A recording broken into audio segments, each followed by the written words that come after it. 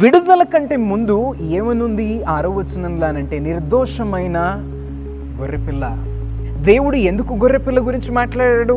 అది నిర్దోషమైనది ఎందుకు ఉండాలి అని అనగా, ఆ గొర్రెపిల్ల పాత నిబంధన గ్రంథంలో మన పితరులైన ఇజ్రాయేలు 12 గోత్రాలకే ఉన్నది. కానీ ఈ క్రొత్త నిబంధనలో ఉన్న గొర్రెపిల్ల అనగా యేసయ్య సర్వలోకం నిమిత్తం. ఏంటి తేడా ఆ గొర్రెపిల్లకు ఈ గొర్రెపిల్లకు అని అంటే, అది ఓన్లీ ఇజ్రాయేల్ ప్రజలకు మాత్రమే, అనగా 6 లక్షల కాల్బలమునకు గొర్రెపిల్ల.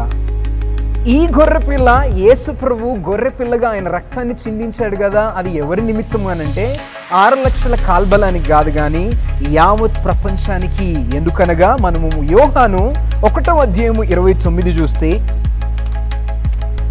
పాత నిబంధన గ్రంథంలో గొర్రెపిల్ల అది ఓన్లీ ఇజ్రాయేల్ ప్రజలకు మాత్రమే, వారికి వారి కుటుంబానికి. అయితే క్రొత్త నిబంధనలో ఉన్న యేసయ్య ఒక గొర్రెపిల్లగా ఈ లోకానికి వచ్చాడు గనుక, ఇదిగో లోక పాపమును మోసుకొని పోవు ఎవరంట?